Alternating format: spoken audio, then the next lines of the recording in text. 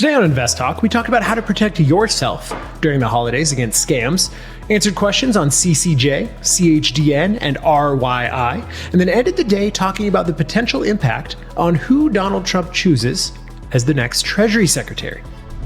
This is InvestTalk. Independent thinking, shared success. Holiday scams are on the rise. And so this is important to note because this is the time of year where scammers are more active than ever. Their goal, primarily, is to put you in a heightened emotional state and use pressure tactics to get your personal information before you even have time to think about it. And so protecting your identity means, number one, staying calm, avoiding those suspicious links, and being cautious with any requests for details, both personal or financial. And so let's take a look at some of the common holiday scams and how you can protect yourself and ensure your safety this holiday season. First up, fake online retailers. I actually see these on all the time. And the reason why this works is because online shopping is convenient, but scammers know that too. They target holiday shoppers with fake stores, unbelievable discounts, and flashy ads. And so if you see hard to find items at steep discounts, well, then you need to watch out. A good rule of thumb, not just about scammers, but about life, is if it sounds too good to be true, it probably is. And so stick to trusted sites, read the full product descriptions, even do a little research with the store's name plus scam or complaint to check the reputation. I've done that several times to save myself. Now, if you think you've been scammed by an online retailer, well, there's a couple steps you can take. You can report it to the Federal Trade Commission, but also you're going to want to contact your bank or your credit card company and report the suspected fraud. Now, the next one is gift card scams. Gift cards are popular because they let the recipients choose what they want. They are great gifts, but scammers love them too, and that's because they don't leave any trace once they've been used. A scammer might ask for payments with a gift card, claiming that it's safe, but don't fall for it. Legitimate businesses will never ask you to pay with only gift cards, which is why I think the core here is that gift cards are for gifts. They're not for primary sources of payment, generally, especially for people you do not know. Once again, if you think that you have been scammed, the FTC is open and willing to hear about it. And then there's holiday travel. Whether it's family visits or a festive vacation, travelers are prime targets for scams, promising deals or free prizes. Always book through reputable sites and confirm the details before you pay. If you receive an unsolicited text or an email offering a free trip or really offering you anything ever, you should be skeptical. If you're asked to pay anything with a gift card to claim your prize, just like with the previous scam, it's likely a scam. Again, if you happen to be a victim of one of these, for any of these scams, the two things you want to do, contact your bank, report suspicious charges, and contact the FTC, whose job it is to look out for consumers. Finally, remember that you have the right to walk away. Just hang up or delete any suspicious message and never click on those links. The best way to protect yourself is to stay alert and use caution with any unsolicited offers, whether it's online shopping, gift cards, or travel. Following these steps can help keep you safe from holiday scams. We appreciate you watching. Don't forget to like this video and subscribe to our channel for more content. Let's talk about the market today. U.S. stocks finished mixed after an uneventful afternoon. Underperformers included semis, tech hardware, industrial metals, home builders, managed care. The Dow finished up 11 basis points. The S&P finished pretty flat, NASDAQ down 26, and small caps continuing a second straight decline. This one about 1% at 94 basis points. Big tech was mixed. Amazon, the notable gainer on the day. And I would say the outperformers primarily focus on airlines, software names, electric vehicles, E&P names, refiners doing particularly well today. Treasuries with mixed. Curve steepened following Tuesday's big sell-off. The dollar was up 50 basis points with solid gains on the major crosses. Gold finished down 80 basis points. Crude oil settled up 50 basis points as well. Big headline today was the October CPI number. It was in line. Core print was in line with what was expected, which really contrasted with some of the fears that there would be a hotter number. Report improved the market-based odds for a 25 basis point cut in December, with FedWatch now noting that there's just an 18% chance of a pause next month, down from 41% yesterday.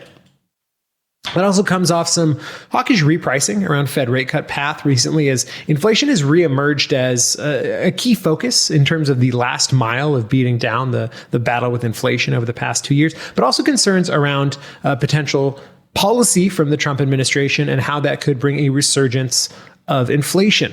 Shelter was a key upside driver. It accelerated to 40 basis points from 20 basis points, half of the total increase that was expected. Used vehicles also jumped, though kind of expected given hurricanes' impact. PPI on tap for Thursday, while retail sales is the standout on Friday. A bunch of Fed speak today, but most of the notes were, I'd say, surrounded by a cautious tone. News out of Washington, South Dakota Senator John Thune, elected GOP Senate Majority Leader. Multiple media outlets also have projected the GOP will retain majority in the House, though several races remain uncalled, so it is unclear the size of that majority in the lower chamber. The stock I'm asking about is JXN, Jackson Financial. I'd love to hear what you guys think about it. Thank you. Jackson Financial is a financial services company that is ticker JXN, and they offer a whole bunch of products. They do investment management, they do insurance products. They had a recent successful growth plan in their annuity business. And because of that, they're up about 150% over the past year, up 111% year to date. As I mentioned, those retail annuities make about 72% of their business. Institutional products, only about 7%. Corporate and other products, only about 2%. And they operate just primarily, if not wholly, within the United States. And one thing they've benefited from is certainly a favorable market environment with higher interest rates. But their most recent quarterly performance, back on November 6th, kind of a mixed bag, right? They had a negative surprise on the bottom line, EPS actual, down about 1.5%. Their sales, though, did beat on the top line by about 39%. And so overall, it was kind of a mixed bag. They've been very successful. Their growth with their annuity business, which, as you can see, is the primary driver of the revenue, and annuities tend to have good return if you're selling annuities, right? They're high fee products. That's how we generally advise against them. They're high fee products, usually locked into it. They sometimes even get paid from the funds that offer them, that they offer within the annuity products themselves. And so with all of that in mind, I mean, you're seeing very solid growth, net income growth, about $934 million last year, projected to be $1.5 billion this upcoming year. Debt, pretty modest, about $2 billion of debt on an $8 billion business. Their cash flow looks to be improving. They pay a solid dividend, about 2.55%. They paid a dividend each of the past 3 years, including this year. And so looking at this, it gets back to that core question of, okay, you've seen a lot of growth, you've seen a lot of price appreciation because of the growth. And so where does it stand now, given its pretty strong performance, again, going back to when the company first started trading, going back to 2021. And so taking a look at its forward-looking price to earnings, about 5 times its 5-year average, about 2.7 price to book. It's trading below its book value, though double where it has been for 5 years, and at the high end of that range. And so with this name in particular, I think this is a perfect example of a company that's had solid growth, but the growth has been because of some pretty favorable market conditions that are kind of subsiding where we are now. And so they're going to have to pivot here. And while they're pivoting, while they're up 111% this year, it kind of puts them at an elevated price level at which I really don't think it's a good time to get in. Looks like the average consensus rating would agree with me at a hold here, target price around $100. So again, good growth. I don't know if it can continue that going forward, but good thing to keep on your watch list for now. I just do not think that now is the time for Jackson Financial, ticker JXN. It's like we have our first live call, Jordan from Dana Point, who has a question on CCJ. Do you own it? Or are you looking to buy it? Yeah, I own it. I'm holding on to it. I'm wondering if I should take profit or just kind of hold it where it is right now. Sure. So Cameco Corp, ticker CCJ, is a nuclear fuel products and services company. They focus on uranium production, on nuclear fuel cycling. And so if you look at their geographic business, a lot of it comes from Canada, but a decent chunk still comes from the United States. In terms of their business segment, that uranium is about 69% of their business. Fuel services about 14%. There's been some solid growth there for that name. Over the past 5 years, sales has grown pretty well, about 4%, though over the past 3 years, it's almost up 100% from 1.1 billion, projected to be 2.1 billion this year. And in that time, their margins have improved. Going back 5 years ago, about 8%, then negative during the pandemic. Projected to be about 10% net margin this year. Let's take a look at their cash flow growth, which is pulling up right now on this other screen for me. And so look at the relative strength going out of the pandemic. Again, an incredibly strong name. They're up 22% year to date. So they are underperforming the S&P slightly, though. In terms of their industry, they are outperforming by about 5%.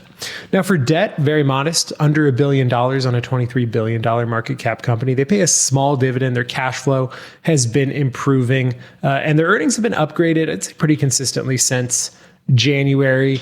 Now they have been, they had a slight run up since September. Now they're kind of trending between 50 and 55 level. For Cameco, CCJ, I will tell you, we do own it for clients. We are still holding on to this name, though just because we're holding on to a name doesn't mean we don't take profit along the way. If it has an outsized position in your portfolio, I think taking profit is a good idea given where it has been over the past 3 months. But for now, we ourselves are still holding on to CCJ because we like the theme. We like how it is going to essentially necessitate the demand for energy going forward. And so we're going to continue to hang on to this name, though, again, as we tend to do once we get outside of our target range, we do take profit. So that is always a good idea. Thanks for the call, Jordan. Let's keep things moving and at least get to the question from this voice bank question.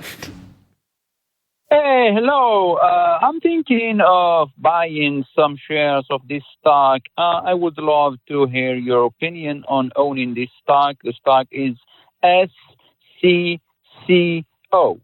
Again, SCCO. Thank you so much. So this is the perfect question to get to first, given what our last topic may be for the day. And so SCCO, ticker SCCO, is Southern Copper Corporation. We own it for our clients. It is a mining and metallurgical company. It produces and refines copper, silver, zinc, lead, gold, all sorts of industrial metals. And so if you take a look at their business segment breakdown, right? They're essentially segmented based upon where their mines are. So their Mexican mines, their Peruvian mines, they're centered in central Latin America. And so the breakdown here is, North and Central America. So North, Central, and South America. There we are. Those are the directions. So their business breaks down geographically about 60-40 along those lines. Now, in terms of the revenue growth, pretty solid over the past 5 years, heading back to 2018, revenue of about $7 billion, projected to be about $11 billion this year, and actually going to be at an all-time high over the past 5 years. Over the past year, they're up about 47%. Their net margin has expanded since 2021. It's actually fallen a little bit from 31% to 30.5%. Not too big of a deal. Either way, the trend is still a positive trend, as is the case for cash flow, nearly doubling in the past 5 years. Dividend yield sits about 2.3% on the low end of the range over the past 5 years, where it's typically been around 4%. And so one of the things here is, right, over the past 3 months, it's only up about 1%. Over the past year, it's underperformed the S&P 500 by about 6%. And it's currently trading at about price to earnings of 21, which is around its 5-year average. Its price to book is a little overvalued as is its price to cash flow and price to sales. But I still think, in spite of the potential for the U.S. to maybe pull back from all of the renewable energy spending, the green revolution spending, right, in the next Trump administration, which you can certainly expect them to do, I think that there are still some positive catalysts on the horizon, mainly being China is, I believe, now the number one producer of electric vehicles. They certainly, as they ramp up economically, are going to have high demand for copper. Copper is still a backbone of the industrial space. And so should we continue to bring manufacturing back to the United States, certainly that would be a boon to copper from that end as well.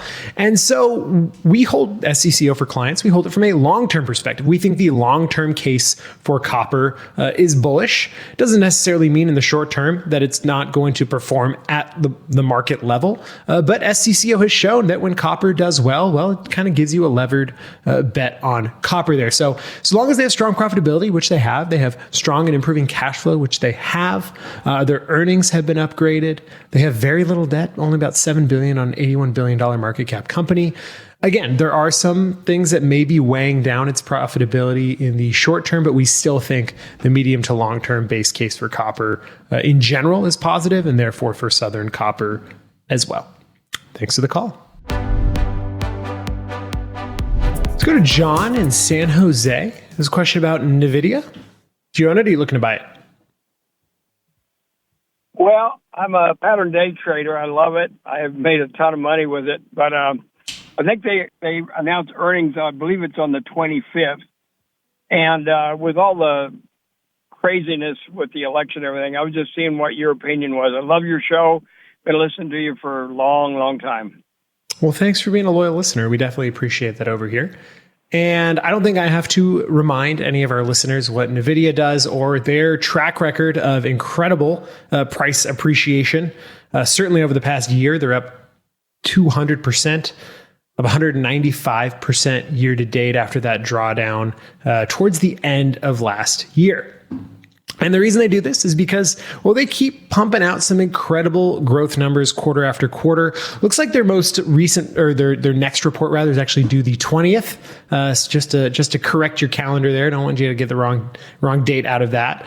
And so, I think this is in the realm of, I'm not sure how their margins may be affected by a change in trade policy, right? One of their big suppliers, obviously, Taiwan Semiconductor Manufacturing. And so if the goal of the Trump administration is to repatriate manufacturing by also putting tariffs on imported products, that could affect NVIDIA, could affect companies like NVIDIA as well. Now, at its core, right, the reason why I've always been cautious about NVIDIA is it's incredibly expensive. It has always been expensive. It's trading at 62 times its book value. And the long-term base case is predicated upon a couple things. One, that nobody can build better chips than they can, even internally, right? A lot of companies are looking at a foundry model to do it internally. The other is that larger, more complex models that require a lot of computing power are better than smaller, more specialized models. And I'm not convinced that either of those are necessarily true. But the root of your question is probably surrounding around the earnings. And so here's how I generally think about earnings, right? It's either going to surprise, it's going to be in line, or rather, it's either going to surprise to the upside, downside, or be in line. And so there is a big chance, a big risk you take when trading around earnings that the price moves against you in a big way. Now, it doesn't necessarily tend to move in massive ways, right? Especially for a company of this size, on the downside at least. But for me, right, being a disciplined value investor means that it's difficult, even with a company like NVIDIA, to stomach buying it at these prices. And so what that means is, well, you are going to miss out on some of these names. But generally speaking, what we've seen is investing in value-oriented names at reasonable valuations that have high profits tend to, over the long run, outperform. Now, that doesn't mean you're going to get, the best of the best, but you may also miss the worst of the worst. We're talking about averages here. So for me, trading at the levels that it does, given a lot of uncertainty over the next 6 months. I still think it's very expensive. They could once again prove me wrong and pump after this upcoming earnings, but within the disciplined value framework, I still am a no on NVIDIA for now. Thanks for the call. I'm sure that they'll do well, and then we'll be talking about NVIDIA at 200. Just keeps pumping up higher. Anyway, let's shift gears back to talk about the US dollar. And so the US dollar has reached a 6-month high on Tuesday as Treasury yields were surging, which reflected investor concerns over potential inflation risks under a second Trump presidency. Dollar index, which tracks the dollar against a range of global currencies, rose 60 basis points at its peak, while Treasury yields also spiked, with the 10-year yield climbing to 4.42%, which is near its post-election highs. This shift in market sentiment signals investors may be adjusting their outlook for Federal Reserve policy. This also unfolds against a backdrop of potential new tariffs and changes in foreign policy that could exacerbate some trade tensions. Reports indicate that Trump may tap Florida Congressman Mike Waltz, that is WALTZ, as National Security Advisor, and appoint Senator Marco Rubio, who is a well-known China critic, as Secretary of State. And so such appointments could signal a more assertive stance towards China and other trade partners, adding uncertainty around inflation and growth. And so some stocks have already felt this impact. The European stocks dropped pretty sharply, with the stocks, it's tough to say because STOXX, stocks 600 index, seeing its worst one-day loss since early August. Major indices in Paris and Frankfurt also suffered as European manufacturers braced for the potential of tariffs and competition from low-cost Chinese goods that could potentially flood the market. Now, Trump has hinted at tariffs of up to 60% on Chinese imports, alongside blanket duties of 10 to 20% on other trading partners. Such measures raise concerns for European manufacturers, especially in industries like automotive, which could be affected by, again, not just U.S. tariffs, but also those low-cost imports coming out of China. Copper prices, a traditional barometer of global economic health, right? It's called Dr. Copper, dropped nearly 2% in London, suggesting traders are bracing for the ripple effects of tensions and how that may affect commodities in the short term. Noted analyst from DNB Markets, Kelly Kisu Chen, warned that a Rubio appointment could strain any chance of dialogue between the US and China. And so as markets brace for changes in both fiscal and trade policy, the coming months promise to bring a little bit of volatility as more comes out about the direction of both that fiscal and trade policy in the next administration. So for now, investors are really on edge, trying to figure out and parse through the news and the signals and determine what's signal, what's noise, to try and understand how to adjust strategies in response to the prospect of higher inflation and, more importantly, a new era in trade relations. I hope you've been telling all your friends and family members that our InvestTalk audio podcast is also posted in video form. And from time to time, our listeners who have turned into viewers head over there and they got a question that's burning through their mind and they can't necessarily reach for their phone. So they go and they leave it in the InvestTalk YouTube comment section of one of our videos. And so when you do that, we like to get to that question as soon as we possibly can, because we really appreciate everybody who heads over and watches the show and looks at our charts and now sees that my beard is gone and now I have a mustache. So I'd love to hear your comments on what your thoughts are there. But either way, let's get to this question. And this one is on ticker NOG. It says, enjoy the show. And weekly newsletter as well. Keep them coming. I would like your show to analyze Northern Oil and Gas for an energy play. Would this be a good time to take a small 1.25% position of my total portfolio? And so Northern Oil and Gas, that is ticker NOG, is a energy company that acquires, explores, develops, and produces oil and natural gas within the United States. And in terms of breakdown, it's got about 87% of its revenue derived from oil. About 13% of its revenue is derived from natural gas. Now, looking back the past year, it looks like about 11-12% up in the past year. Year to date, it's only up about 10%, though it is outperforming its industry this year by about 5.8%. In terms of its growth, for the past 5 years, it's grown a lot, about 31% on an annualized basis from $500 million back in 2018, projected to be $2.2 billion this year.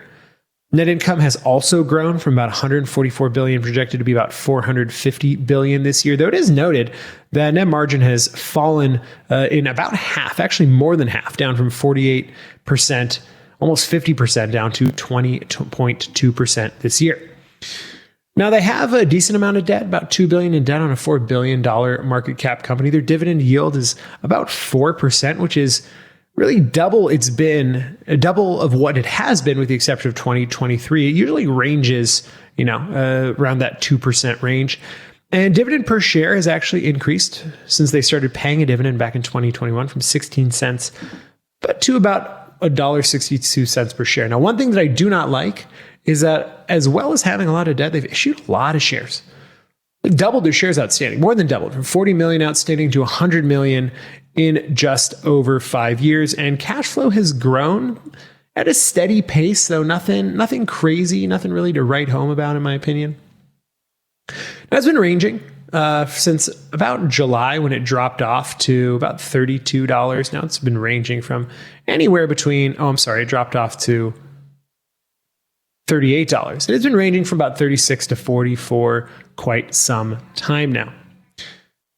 And so, I'm a little less bullish. We were actually talking about this today on the energy sector, specifically oil, than a lot of people are heading into the next administration. Why? Well, we've been drilling a lot, right? The U.S. is the number one exporter of oil, and our natural gas exports have increased. Exxon, I believe, it was either today or yesterday, said you can tell us to drill all you want, but sometimes we're really drilling a lot, right? They have not fully used all of the permits that they have been issued, and that's an industry-wide thing. And now, that doesn't necessarily mean that you aren't going to get massive increases in subsidization of a lot of these projects to try and incentivize boosting of oil supply and oil exploration further. But I just don't think that, there's going to be some massive turn in energy policy, because we're going to pare back probably on the renewable energy aspect of it. But really, oil's been doing very well. And so, from a relative valuation basis, this is on the upper end of its range. Price to book is also, I guess, as an exploration company, might not be the best way to look at it. Price to book, price to cash flow, about where it's been on its 5-year average, same as price to sales. And so, I think that their oil volumes are definitely improving. They have grown very well, though the growth has really slowed down going back to 2022. But like any other oil company, the profitability of this company, right, the amount of revenue they bring in, their bottom line net income, is going to be predicated upon the commodity here. And so I think that oil is likely to be, or rather energy is likely to probably be at a market weight kind of thing, not under, not overweight, heading into the next 6 months to a year. But I would probably trend towards those companies that have more diversification, right? I would probably trend towards one of those large cap companies that have diversification more broadly across oil, natural gas, and renewable energy, which still will be in demand, though maybe not as much demand headed forward. So for NOG, it's a small company. They got a lot of debt. They're issuing a lot of shares. Their earnings are being downgraded. I just think there are better opportunities out there. And look at that, 17% short interest. So it looks to me like the market agrees. Thanks for watching. Let's drop in another caller question from 888-99-CHART. Hello, this is Joseph from Indiana. Just was wanting to get your thoughts. It's been a really strong stock for some years, and want to know your thoughts if it would be smart to maybe invest in this for the next 5 to 10 years. It's Churchill Downs, CHDN. It's done really well, has a good moat in that industry. Just want to get your thoughts on that. Thanks a lot. So Churchill Downs Incorporated, that is ticker CHDN, is I would say, industry-leading casino racing property owner. They own the Kentucky Derby, or they own the property where the Kentucky Derby is raced, Churchill Downs. Excuse me. And year to date, they're performing not great, right? They're only up about 4% 4 or 5% relative to the S&P 500. They're underperforming by 20. They're underperforming their industry by 11. But they have had some strength heading back into, well, about 2020 and coming out of the pandemic as well, versus the large cap index. Now, in terms of growth, it's been pretty solid. They've doubled, more than doubled actually, their revenue from 2018 from $1 billion, projected to be $2.7 billion this year. Net income has grown slightly, though, down from the 2022 highs. Now, let's look at their debt. They got about $4.8 billion in debt on a $10 billion market cap company. Interestingly enough, they pay a lot of interest on that debt because their interest coverage ratio, again, which is the earnings before interest and taxes relative to the interest expense paid, is only about 1.72. Now, that's not an alarming figure, but it is worth noting that it's fallen. Back in 2020, that was under 1, meaning that their EBIT doesn't cover their interest. But then that rose to 3.63 and has fallen each year since then to where we stand now at 1.72. Now, over the past 5 years, they have bought back shares from 80 million to 74 million. Their cash flow is improving. Their profitability is improving as well. And so I think the thing that I like the most is that growth, right? The revenue growth has fallen off a little bit, but it's still pretty solid growth from 2.4 billion to 2.7 billion this year. Their margins staying about where they should be, around 15, 16%. And their quarterly results were certainly not disappointing the last year. And so the question is it worth the high leverage, right? Is it worth the high leverage? Because again, it's not a lot of debt in terms of its market cap. It's only about half of it. But in terms of the money it's actually making, 1.72 is not a lot of breathing room there. So with this recent lack of price appreciation going back a year, right? They're only up 20% in the past year. Again, only up 5% this year. Is it at a reasonable price? And so forward-looking price earnings 20 times, price to book about 9.5 times, price to sales about 3.9. Those are all well below the 5-year average here. And so I think that it has the ability to grow well. I think that their diversification across the gambling space, right, from casinos to racing, I think put it in a unique position, especially given the properties that it owns, right? Churchill Downs specifically is a storied institution of horse racing. And so I think their growth has been fantastic. I think that they're not really overly valued at all whatsoever, if not a little undervalued. And so be wary of the debt levels they have, be wary of the leverage. I would hope that over time that falls back down to a more reasonable, or rather up to maybe 2.5. But still, I think it's an attractive name, and I do like Churchill Downs, ticker CH. Unlock valuable financial insights and strategies by signing up for the KPP Premium Newsletter. This is James from Georgia. Love the show. Calling about Ryerson. That's ticker symbol RYI. I've had it for a long time. I was curious to know what your outlook is for this stock. What's it looking like going forward? If you have any advice. Once again, we love the show, and thanks. Have a good evening. So Ryerson Holding Corp, that is ticker RYI, is a metal distributor and processor. They supply steel, stainless steel, aluminum, and other alloys. And so let's take a look at its balance sheet. Well, it's got about $892 billion in debt on a $797 billion company. It's projected to lose money this year. And its EBIT interest coverage ratio, we just talked about it, right? EBIT relative to the interest it has to pay, 0.38. That means it's not even covering the interest that it needs to pay. Now, its cash flow over the past year has fallen. Its price really fell off a cliff back in March, down from about $35 a share. It dipped down to about $22. It was trading about $26, right? At post-election, a lot of steel stocks have been doing well. Why? Steel is a legacy industry of the United States, right? We're bigger than U.S. Steel for all of our Godfather fans out there. And So there could be an emphasis in the next administration, especially with manufacturing and infrastructure, to support some of these businesses, right? The president-elect has already said that he is likely to veto the Nippon Steel, U.S. Steel acquisition. And so people are extrapolating that trend onto other companies. But frankly, I just think this company has a lot of debt. I think it has far too much debt. And growth is not looking great. It's very negative from 2022 onward, from $6.3 billion in revenue to $4.6 billion, and is projected to where it's be this year. Again, they're supposed to lose money this year. And so if you're going to make a bet on the steel industry, I just think there are better places to make bets out there. Certainly companies that are not close to being underwater, companies that are projected to be profitable, and companies that don't have debt that are weighing down very heavily on their balance sheet. So for Ryerson Holding Corporation, RYI, I'm going to have to pass.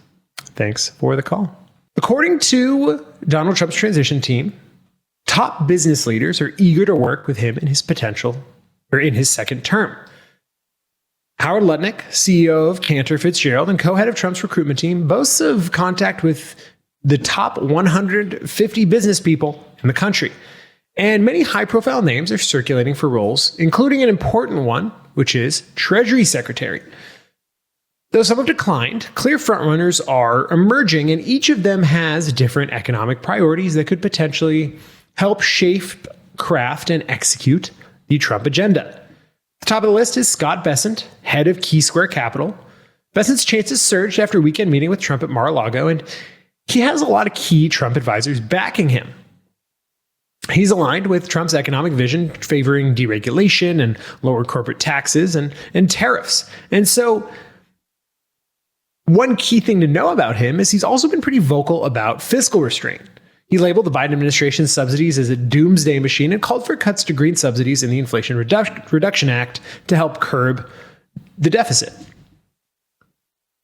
Bessent sees Trump's tariff threat as more of a negotiation tactic too, rather than policy, and believes the dollar's recent strength is more than anything a vote of confidence in U.S. leadership.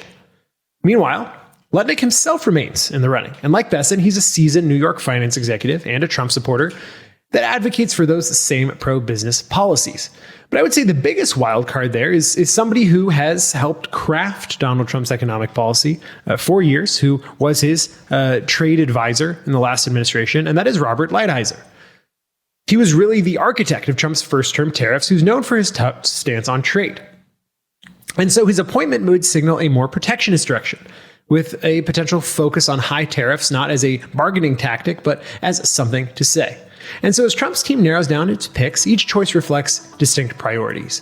And who Trump selects for these key roles will reveal more about the administration's economic vision in a second term and could set the tone for years to come.